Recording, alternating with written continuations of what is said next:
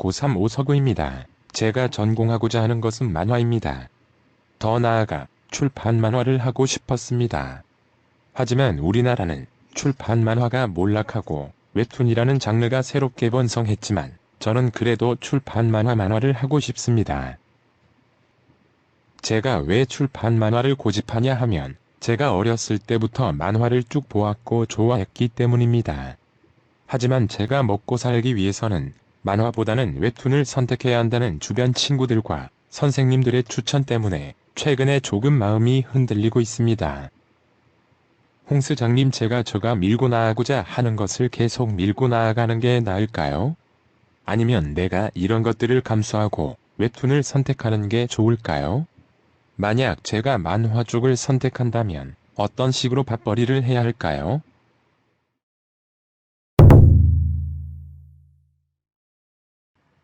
네, 안녕하세요. 홍 수장입니다.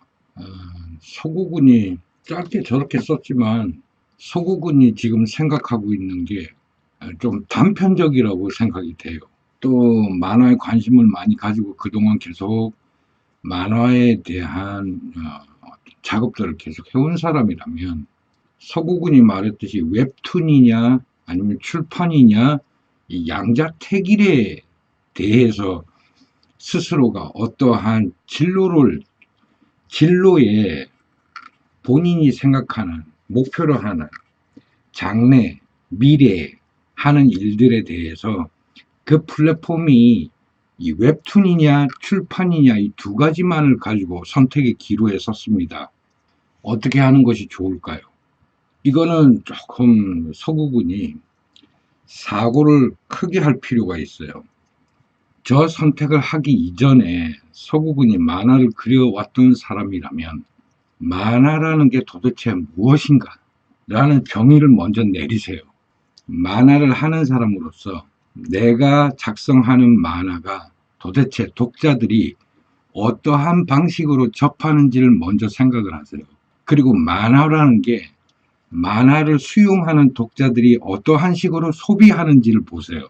서구군이 말했다시피 출판은 구시대적 전달책이었기 때문에 저물어 가는 사업이고 웹툰은 미래 산업이다. 그건 대단히 착각입니다. 우리나라라는 사회 시스템을 기준으로 말했을 때 웹툰이라는 것은 스마트폰이 보급화되고 전 세계적으로 많은 통신 시장 중에 가장 발달하고 앞선 나라이기 때문에 한국에서 대중들이 스마트폰을 가장 많이 활용을 하고 스마트폰을 통해서 웹툰이라고 하는 예전에 출판 시장에서만 볼 수 있었던 만화라고 하는 장르가 스마트폰에서 쉽게 접할 수 있게 되었을 뿐이라는 거죠.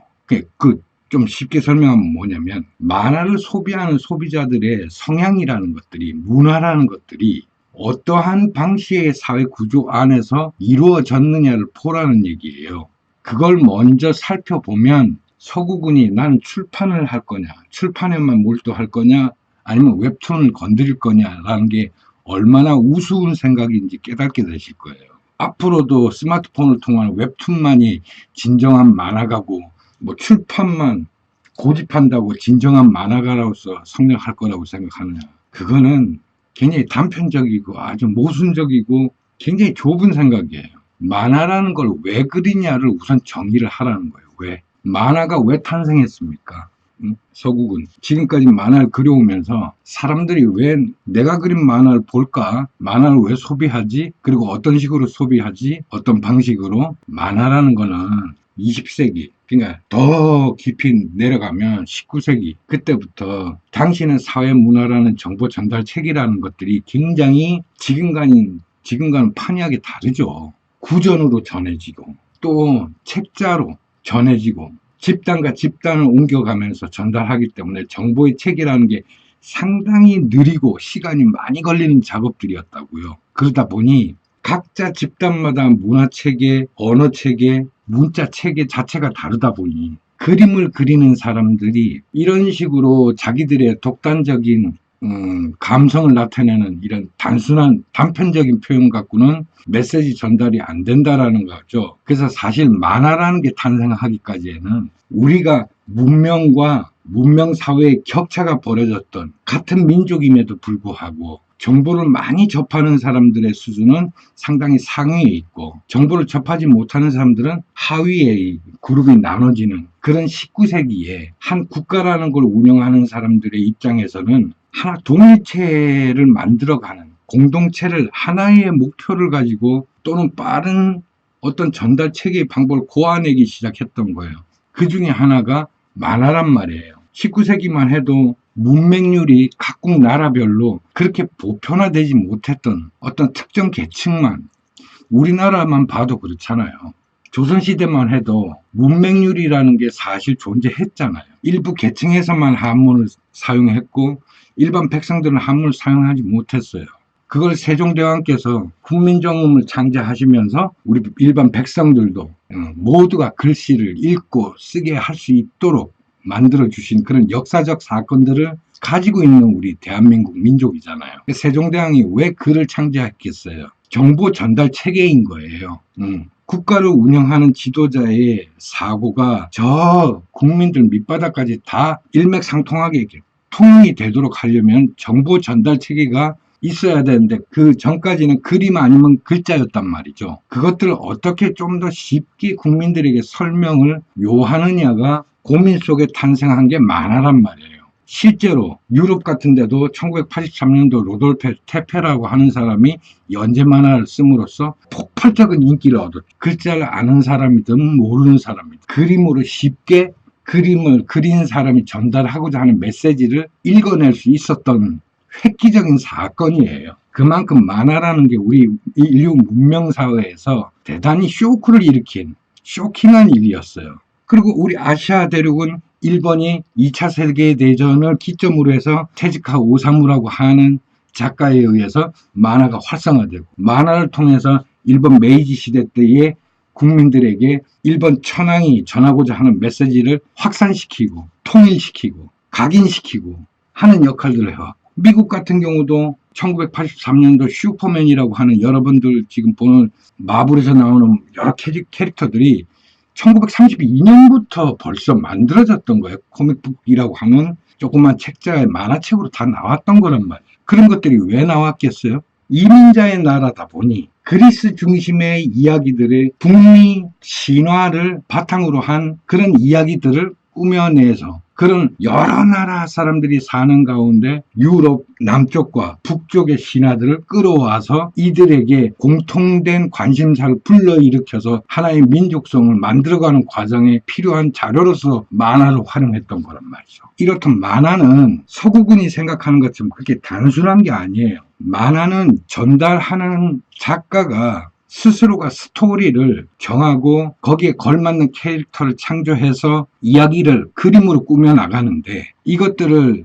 서구군이 생각할 때는 만화가 스스로가 이야기를 만들어내고 그림을 그리고 했다고 착각을 하는데 그게 아니고 초창기 만화는 다 정부나 아니면 지자체나 어떤 리더들의 그런 어떤 그 구정적인 정보를 국민들에게 전파하기 위해서 이야기가 이미 정해져 있는 거죠. 자기들이 국가를 이끌어 나가기 위한 어떤 방향, 목표 이런 게 설정이 되면 국민들에게 전하고자 하는 메시지라고 하는 이야기들이 이미 정해진 상태에서 화가들에게 좀 더 국민들이 쉽게 접할 수 있는 캐릭터를 만들어내게 요구했고 그런 것들을 이 이야기를 기본으로 베이스로 그림 이야기를 만들어 갔던 거예요. 그렇기 때문에 그림을 그리는 사람이 굳이 시나리오를 쓸 필요가 없었던 것이죠. 그랬던 것들이 2차 대전이 끝나고 나서 세계 평화시대가 되고 공산주의와 민주주의라는 단순한 양분된 사회가 존속되는 지구사회에서 이제는 평화시대를 맞이하게 되다 보니 이제 각자가 생활에 필요한 에피소드라든가 이런 이야기들을 만화가가 직접 꾸며낼 필요가 있었어요. 만들어낼 필요가 있었어요. 그래서 그 당시부터 시나리오를 그러니까 만화가 캐릭터를 창조하는 사람들이 직접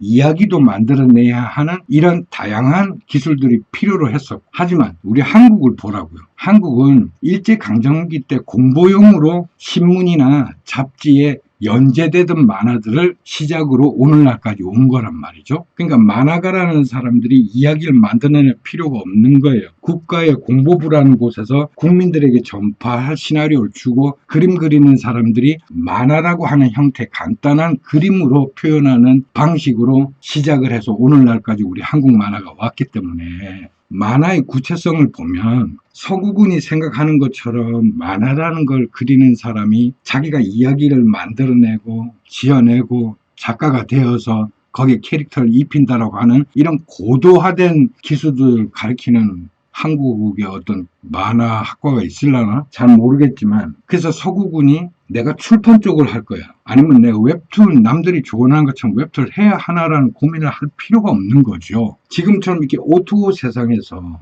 만화가가 해야 될 역할이 뭘까요? 기존의 만화가들은 기존에 있는 이야기들, 시나리오를 에다가 만화를 입혔어요. 또는 그림은 잘 그리는데 자기가 이야기를 꾸며내지 못할 경우에는 작가라고 하는 사람들과 공동 작업을 했어요. 이야기를 전문적으로 쓰는 사람. 그런 사람들을 통해서 자기의 생각을 말하고 그런 사람들이 대필해 주는 그 글자 위에 그림으로서 이야기를 해 나가기 시작했단 말이죠. 이러한 역사를 볼 때 서구군은 과연 어떤 만화가가 되겠다라고 하는 거냐를 먼저 정립하라는 얘기예요. 내가 출판으로 내 직업을 정할 거냐 웹툰을 할 거냐는 중요한 게 아니라니까요. 서구군한테 지금 필요한 것은 내가 그리는 만화가 대중들에게 친화력이 있는 그 캐릭터냐 대중들이 편안해하는 그림 형태냐를 먼저 고민하고 테스트 받고 자꾸 시행착오를 거쳐서 나만의 캐릭터, 이야기 구성을 나만의 그림체로 그릴 수 있는 사람이냐를 먼저 한번 자문해 보세요. 그 다음에 출판이냐 웹이냐는 중요한 게 아니라는 뜻은 출판은 나는 전문적으로 하겠고 웹툰은 싫어라고 하는 얘기는 서구군이 골라서 나의 독자들을 형성해 나가겠다는 뜻이에요.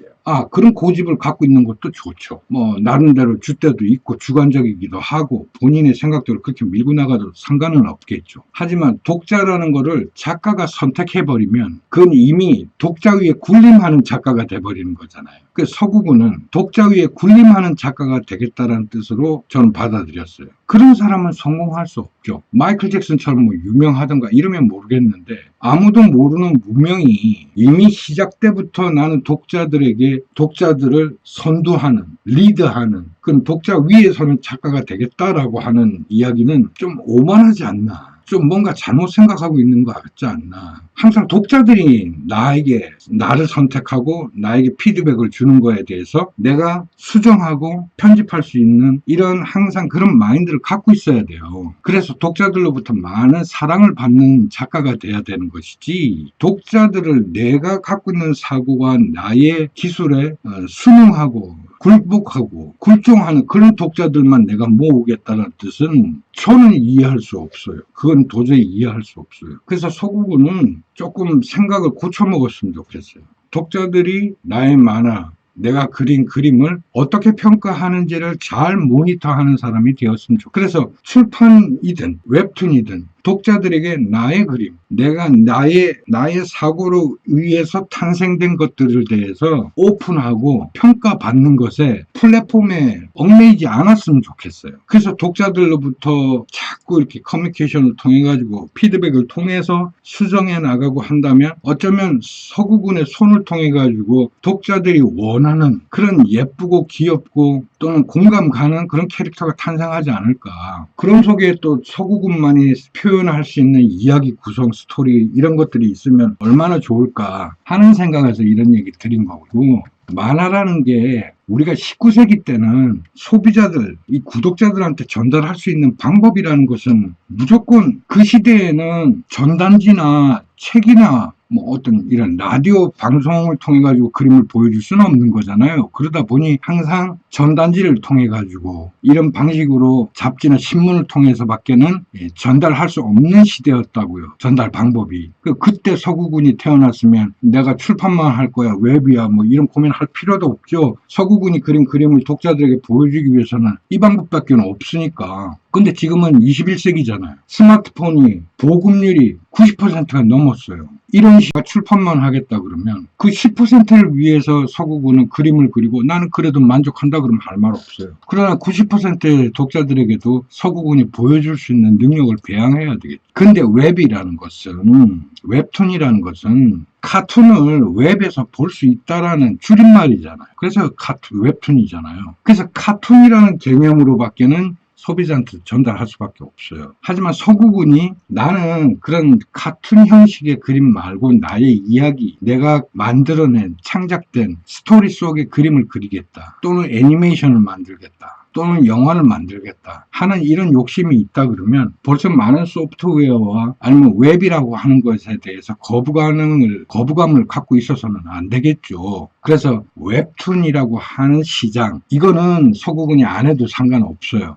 하지만 내가 출판을 위한 아날로그적인 내추럴한 클래식한 이런 테크닉을 갖고 있는 것도 대단히 훌륭한 생각이고 좋은 생각이나 웹이라고 하는 시장도 무시하지 말아라. 거기에 대한 관심이나 어떠한 방식으로 웹에서 내가 내 만화를 보여주길 원할지에 대한 연구, 그건 소홀히 하면 안 되겠죠. 해서 서구군이 이런 클래식한 이런 테크닉과 또는 미래지향적인 이런 기술들을 융합해가지고 함께 확보하고 있다 그러면 서구군의 만화는 국내뿐만이 아니라 지금 동남아시아라든가 유럽 등지 국제사회에도 통용이 되는, 그래서 만화를 그리는 사람은 이게 국제 공용어거든요. 근데 한국 안에서만 내가 출판이냐 웹이냐를 결정하는 거에 이렇게 심취해 있다 그러면 그 친구는 성장할 수 없는 거죠. 그런 생각에서 벗어나서 조금 더 넓은 세상을 생각해 보세요. 그림을 그린다는, 만화를 그린다는 사람한테는 국제 공용어를 쓰는 사람이에요.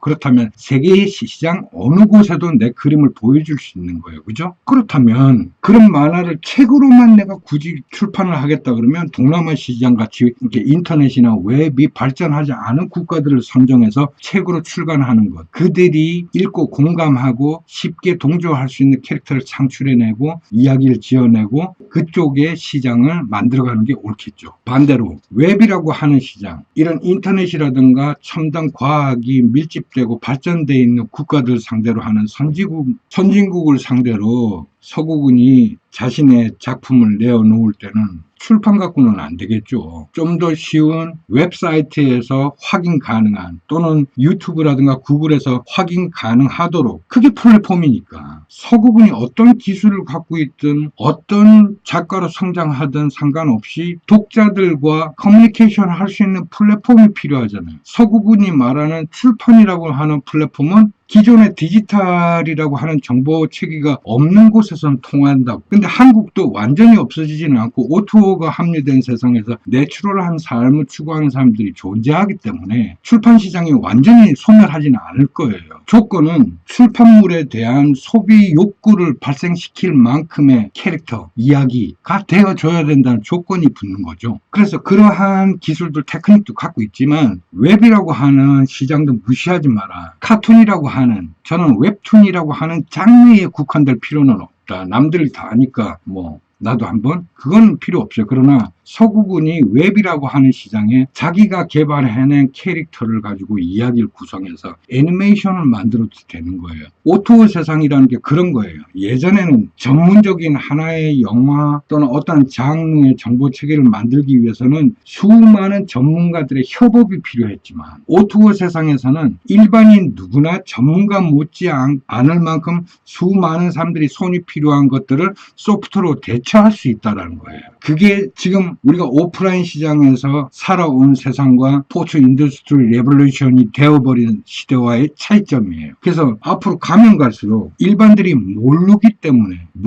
때문에 서구군처럼 저렇게 깨어나면 예전엔 수많은 전문가나 집단들이 뭉쳐야 하나의 작품을 만들 수 있었던 이런 예술 디자인 세계가 일반인 누구나 소프트웨어 몇 가지를 가지고 혼자 만들 수 있는 시대가 되어버렸다는 거예요. 그 기회를 놓칠까봐, 거부하는 서구군이 될까봐. 그래서 출판 시장에만 얽매이지 말고 웹이라고 하는 시장도 무시하지 마라. 그래서 지금까지 제가 이야기했던 것처럼 웹툰이냐 출판이냐는 고민한 건 무의미하다. 웹툰은 하나의 장르일 뿐이다. 그러나 웹을 무시하지는 마라. 웹을 통해서 오히려 서구군이 전 세계로 서구군의 캐릭터를 알릴 수 있는 시간, 서구군이 갖고 있는 이야기, 수많은 그림들 보여줄 수 있는 플랫폼은 바로 웹에 있다라는 거예요. 그래서 제 말 잘 이해해야 돼요. 웹툰은 필요 없지만 웹에 나의 캐릭터를 소개하는 것, 그런 과정에 필요한 기술들, 그런 스킬들, 그런 거 익히는 거에 거부하거나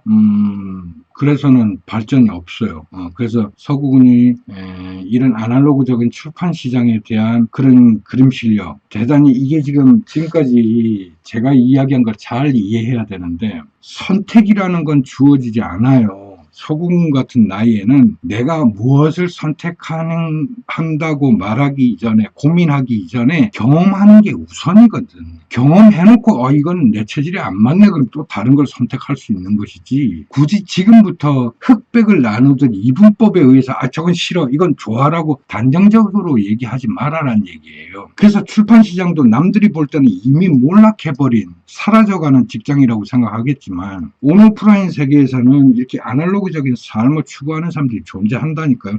그런 사람들은 웹을 통하거나 웹에서 제공하는 그런 것들을 움직이는 커뮤니케이션을 별로 좋아하지 않을 거예요. 그러면 이 사람들이 존재하기 때문에 출판 시장도 지금처럼 이렇게 포화 상태에 있는 게 아니라 어떤 특정한 출판사들만 존재하게 될 거고 남아있게 될 거예요. 그런 시장의 일원이 되겠다고 하는 것은 아저씨 반대 안 한다니까. 그리고 아날로그적인 이런 테크닉을 갖고 있는 사람들이 지금은 또 드물어요. 전부 디지털화되고 웹툰만 하려고 그러고 하다 보니까 타블렛에 그림은 잘 그려도 종이에 먹으로 이렇게 그림 잘 그리는 친구들은 찾기가 힘들어. 그래서 오히려 서구군이 출판을 하겠다는 욕망은 버려서는 안 돼. 종이에 먹을 가지고 그림을 직접 그리는 사람이 돼야 돼요. 그건 맞지만 그러한 서구군의 수고가, 그렇게 해서 탄생된 캐릭터들이 좀 더 많은 독자들이나 이런 사람들한테 피드백을 받으려고 그러면 웹이라는 시장은 무시하지 말아라가 한 뜻이에요. 그래서 웹툰이라는 것에 해보던 경험을 본인이 거부한다면 안 해도 좋지만, 본인의 그림이 구태여 종이에 그대로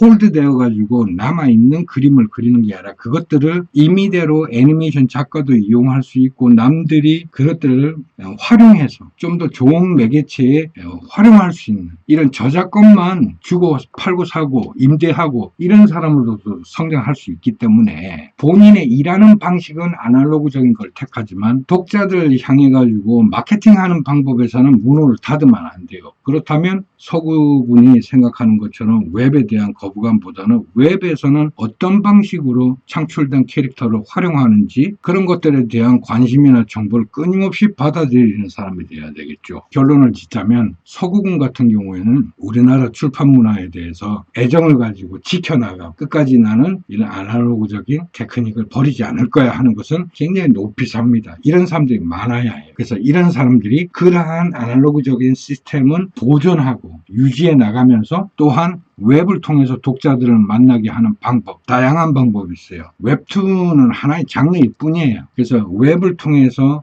소개되고 만들어져 가는 과정이라든가 이런 것들은 무시하지 말고 관심을 가지고 정보를 받아들이고 또 활용해보고 하는 일에도 방심하지 말고 놓치지 말고 꼭 염두에 두고 가거라 하는 이야기를 해주고 싶어요. 알겠죠, 서구군? 이야기가 진짜 힘들다. 서구군이 어떻게 이해했나 모르겠는데, 출판 시장이라는 것은 하나의 큰 블록화된 사회를 말하는 거고, 웹툰은 조그만 동네 학교를 말하는 거예요. 하나의 장르일 뿐이에요. 이해가 됐으면 좋겠어요. 그래서 출판 시장을 내가 지키고 이끌어 나가는 만화가가 되겠다 하는 거는 그건 옳은 거예요. 대단히 위대한 일이에요. 하지만 웹이라고 하는 시장을 등한시하거나 거기에 내 캐릭터를 어떤 식으로 활용할 건지 또 남들은 어떻게 활용하는지에 대한 관심을 놓아버려서는 안 된다 하는 이야기를 서구군한테 하는 겁니다. 오늘 이야기 되게 힘들다. 아시겠죠? 네, 서구군 그럼 오늘 여기까지 할게요. 네, 안녕히 계세요.